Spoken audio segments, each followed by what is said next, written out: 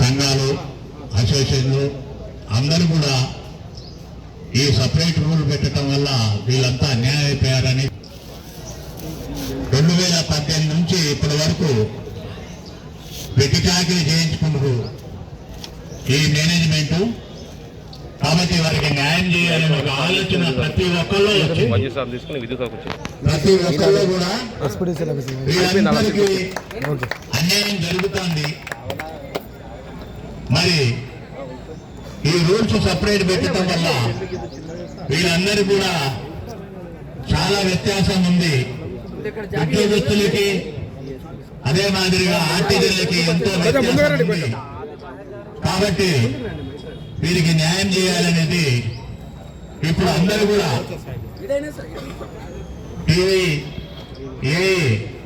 JAC ఏదైతే స్థాపించారో అన్ని సంఘాలు కలిసి ఈ ఆర్టిజన్ కార్మికులకి న్యాయం చేయాలని కంకణం కట్టుకోవడం జరిగింది మిత్రులారా. వారికి తోడు ఈ విద్యుత్ సంస్థలో ఉన్నటువంటి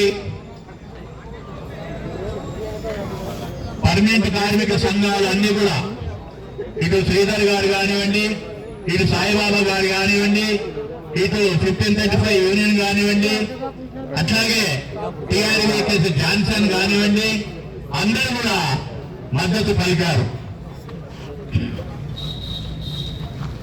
గౌరవనీయులు నా 327 సెక్రటరీ జనరల్ గారు శ్రీధర్ గారిని, అలాగే శ్రీధర్ గౌడ్ గారిని వేదిక మీద రావాల్సిందిగా ప్రార్థిస్తున్నాం.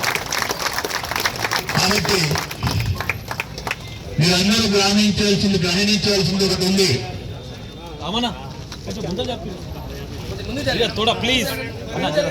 ఎందుకంటే మిత్రులారా, నిజంగా కూడా ఆర్టిజన్ కార్మికులకు ఇటు కాంట్రాక్ట్ కార్మికులు ఉన్నప్పుడు ఒక రకంగా ఉండేది, ఆర్టిజన్ అయిన తర్వాత ఒక రకంగా ఉంది, అలాగే ఇటు ఉద్యోగస్తులు కాదు, ఇటు కాంట్రాక్ట్ లేబర్ కాదు.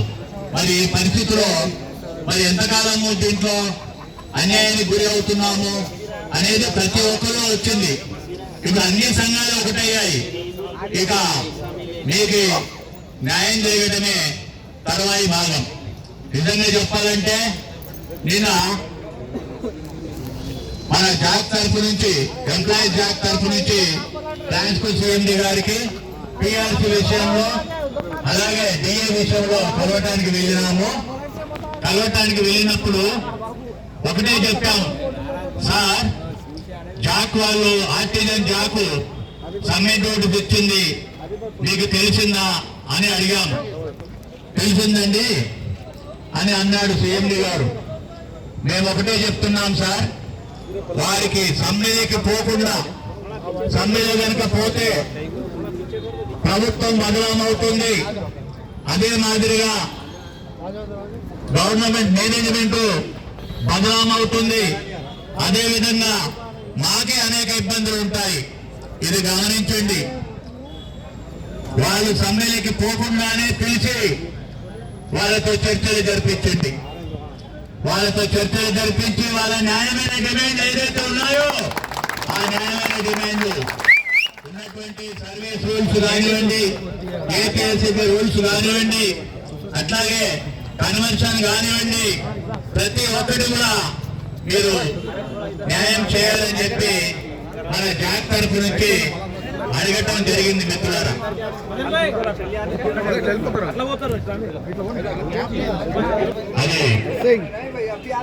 అది కార్మికులకి ఉన్నటువంటి ఏకైక ఆయుధం ఏంటంటే ఐక్యత.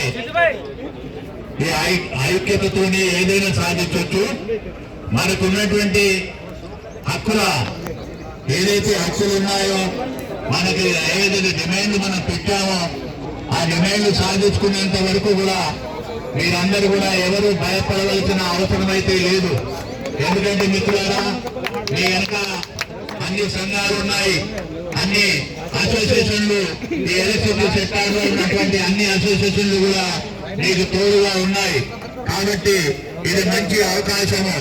రెండోది 1/7/2025లో జరిగినటువంటి మీటింగ్లలో, ట్రాన్స్కోలో జరిగినటువంటి ఆర్టిజన్ మీటింగ్లలో గవర్నమెంట్ వద్ద ఇవన్నీ కూడా రాసి పంపడం జరిగింది. గవర్నమెంట్ చేతిలో ఉన్నాయి అని నేను సీఎం గారు కూడా చెప్పడం జరిగింది. ఏది ఏమైనప్పటికీ మన హక్కుల సాధనకి మీరు ఏదైతే డిమాండ్లు పెట్టారో ఆ డిమాండ్లన్నీ కూడా సాధించుకునేటప్పుడు మీరంతా ఐక్యతగా ఉండాలి మిత్రులారా. ఏపీఎస్సీబీలో ఒక చిన్న విషయం చెప్తాను. ఐక్యత అంటే ఏపీఎస్సీబీలో కాంట్రాక్ట్ కార్మికులు 1/4/1980 నుండి చేసినటువంటి వారు అప్పుడు ఆంధ్రాలో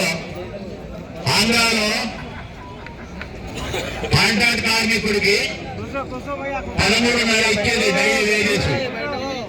కానీ తెలంగాణకు వచ్చేసరికి 12.5 ఇచ్చేది.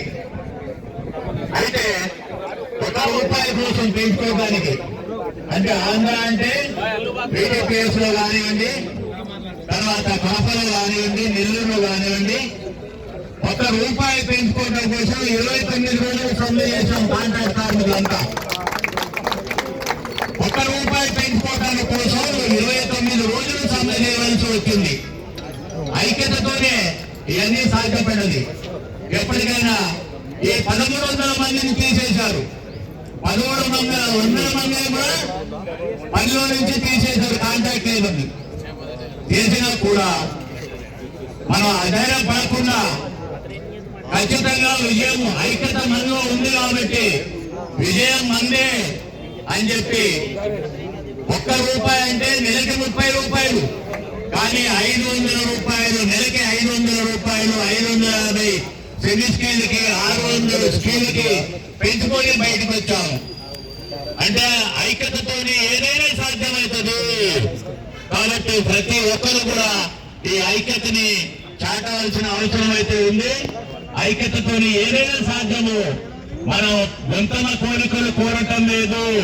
ఉన్నటువంటి రూల్స్ ఏదైతే ఉన్నాయో ఆ రూల్స్ ఇంప్లిమెంట్ చేయమంటున్నాము. చదువుకు తగ్గ కన్వర్షన్ ఇవ్వమంటున్నాము. ఇది న్యాయబద్ధమైనటువంటి విషయము.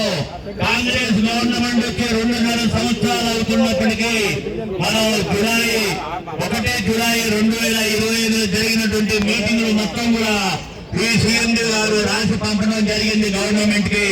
గవర్నమెంట్ నుండి ఆదేశాలు రావాల్సి ఉంది. మరి అప్పుడు కూడా ఇన్ని రోజులు అయిపోయినా కూడా ఇప్పటి వరకు చలనం లేదు. అందువల్ల ఈ సమ్మె మిమ్మల్ని అందరినీ చర్చలకు పిలిచి ఏదైతే మనం ఉన్నటువంటి డిమాండ్లు ఉన్నాయో ఆ డిమాండ్లన్నీ కూడా మనం సాల్వ్ చేసే దశలోనే ప్రభుత్వం గాని మేనేజ్మెంట్ గాని లేకపోతే సమ్మె జరిగితే మన తెలంగాణ రాష్ట్రంలో ఉన్నటువంటి అందరూ కూడా అన్ని సంఘాలు అసోసియేషన్లు మొత్తం కలిసి ఈ యొక్క సమ్మెకి మద్దతు ఇచ్చి పెద్ద ఎత్తున ఈ యొక్క సమ్మె జరుగుతుందని చెప్పి చెప్పడం జరిగింది. అయితే ముఖ్యంగా మిత్రులారా, మరి ట్రాన్స్పోర్ట్ సీఎండీ గారు మాత్రం నేను 3 కంపెనీల మన సీఎండీలను పిలిచి నేను పవర్ మినిస్టర్ గారితో మాట్లాడి నేను మీటింగ్ ఏర్పాటు చేస్తానని చెప్పి నేను చెప్పడం జరిగింది. అయితే ముఖ్యంగా దాంట్లో మీరు ఏదైతే డిమాండ్లు పెట్టారో ఆ డిమాండ్లకు తగ్గకుండా మీ జీవితం మొత్తం కూడా బాగయ్యే విధంగా ఉన్నటువంటి సర్వీసుల్ని సాధించే విధంగా అందరూ కూడా కృషి చేయాలని చెప్పి మీ ఐక్యతని చాటాలని. ఐక్యత లేకపోతే మనం చాలా వెనుకబడిపోతాము. ఐక్యత లేకపోవడం వల్లే ఈ రోజు 9 సంవత్సరాల్లో జరిగినటువంటి పరిణామాలు మీ అందరికీ తెలుసు. ఇప్పుడు అందరం ఐక్యతగా ఉన్నాము. అన్ని సంఘాలు కూడా మద్దతు తెలియజేశాయి ఆర్టిజన్ కార్మిక సోదరులకి. కాబట్టి దీన్ని ఖచ్చితంగా విజయం సాధించే దశగా మీరంతా ప్రయాణం చేయాలని చెప్పి మనవి చేస్తూ మీ అందరికీ ధన్యవాదాలు తెలియజేస్తూ ముగిస్తున్నాను. Thank you.